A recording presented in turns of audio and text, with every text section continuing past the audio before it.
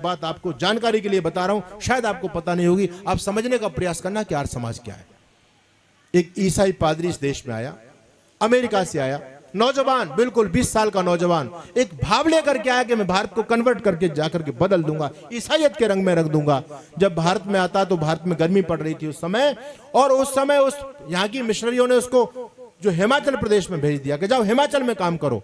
वो नौजवान हिमाचल प्रदेश में गया, वहां अपने भाइयों को उसने कन्वर्ट कर करके हजारों हिंदुओं को उसने ईसाई बना दिया, और एक हिंदू लड़की को ईसाई बना करके उससे शादी भी उसने कर ली, आराम से रह रहा था। धर्मांतरण का बड़ा खेल उसने देश में किया।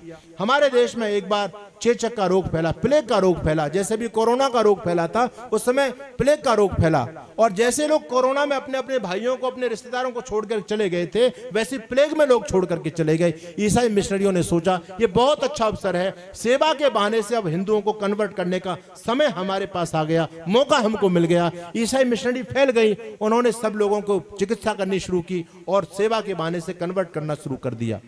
लेकिन एक 70 साल का बूढ़ा आदमी जिसके घर में कोई नहीं है, अकेला है, वो बेचारा तड़प रहा है, भयंकर गिल्टी उसकी गर्दन में हो गई है, प्लेग के चलते भयंकर बुखार है, और गिल्टी गर्दन में हुई, पूरी गर्दन सूजी हुई है। ईसाई मिशनरियों ने सोचा इस बूढ़े की सेवा करने से फायदा क्या है, भाई इसके आगे पीछे परिवार वाले तो है नहीं जो ईसाई बना ले हम, और इसकी सेवा करेंगे 1-2 साल में ये कुड़क जाएगा, बेकार की इस पर अपना समय लगा, छोड़ो मरने दो उसको सब मरने के लिए छोड़ करके चले गए। 70 साल का बूढ़ा अपने छप्पर में करा रहा था, तड़प रहा था। वहां से एक आर्य समाज का प्रचारक जा रहा था, लाला रूलियाराम। रूलियाराम ने जब उसकी वेदना सुनी तो रूलियाराम अंदर गए, देखा कि एक बुजुर्ग व्यक्ति तड़प रहा है। रूलियाराम डॉक्टर नहीं थे, लेकिन सेवा का भाव था, कट्टर आर्य समाज का प्रचारक था। रूलियाराम ने सोचा कि भैया इसको प्लेग हो गया, गिल्टी इतनी बड़ी है और वो फोड़ा पक गया, लेकिन इसके फोड़ा को जब तक फोड़ेंगे नहीं तब तक बात नहीं बनेगी। अब फोड़ा कैसे फोड़ूं, मेरे पास ना कोई चाकू है ना ब्लेड है, इस व्यक्ति की सेवा कैसे करूं।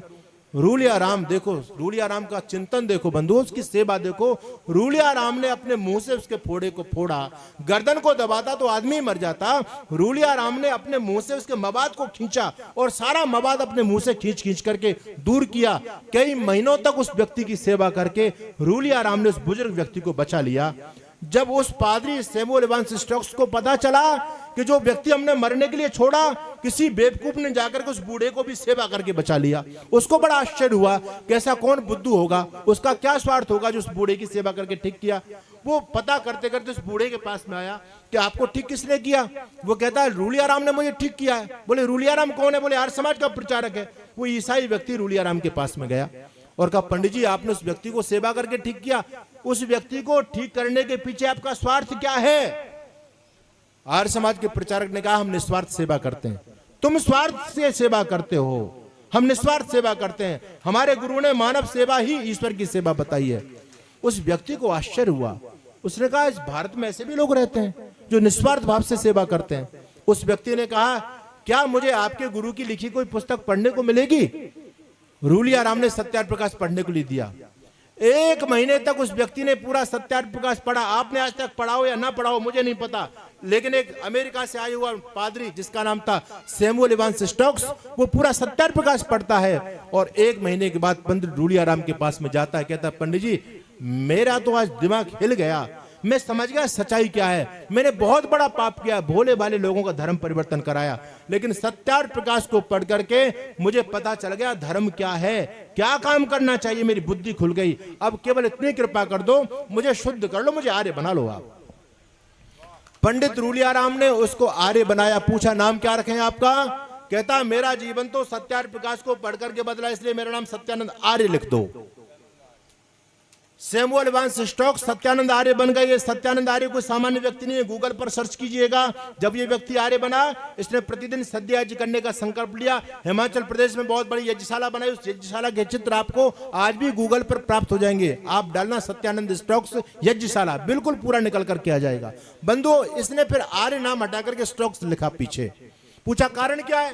बोले कारण ये कि सत्यानंद आर्य नाम रहता तो कोई मेरे रहस्य को, मेरे जीवन को नहीं जान पाता, लेकिन सत्यानंद के आगे स्टोक्स लगेगा तो लोग पूछेंगे भैया ये सत्यानंद और स्टोक्स का मामला क्या है, ये संबंध क्या है। जब लोग मेरे बारे में जानेंगे तो लोगों को प्रेरणा मिलेगी। इसलिए उस व्यक्ति ने सत्यानंद स्टोक्स लिखा, और वो पहला व्यक्ति था जब देश को बदलने के लिए आया, अंग्रेज था, लेकिन जब आर्य समाज का रंग उस पर चढ़ा तो देश की आजादी के लिए लड़ा सत्यानंद स्टोक्स। और वो पहला अंग्रेज था जिसको अंग्रेज सरकार ने लगभग 1 साल तक जेल में डाल करके रखा। वो भारत की आजादी के लिए लड़ा आर्य समाजी बनने के बाद में। और एक काम उसका ऐसा है जिससे नाम आप नहीं जानते लेकिन लाभान्वित सभी हो रहे हैं। आप लोग सेब खाते हो ना, सभी सेब पूरे देश में मिलता है, लेकिन क्या आप जानते हो कि सेब को भारत में कौन लेकर के आया? सेब हम सभी खाते हैं लेकिन सेब भारत में नहीं होता, भारत में सेब होता ही नहीं था। आप गूगल पर बोलना father of apple in India, father of apple in India, तो नाम आएगा सत्यानंद स्टोक्स। ये सत्यानंद स्टोक्स था जो विदेश से सेब का बीज लेकर के आया। हिमाचल प्रदेश में हजारों सैकड़ों में एकड़ों में इसने सेब की फसल की। पूरे देश में आज जो सेब आप खा रहे हैं ना, ये भी एक सत्यानंद स्टोक्स आर्य समाज की देन है। बंधु, आर्य समाज ने कितना बड़ा काम कर दिया मैं गिना नहीं सकता। इसलिए आप समझिएगा आर्य समाज को, आर्य समाज से जुड़ करके रहिएगा।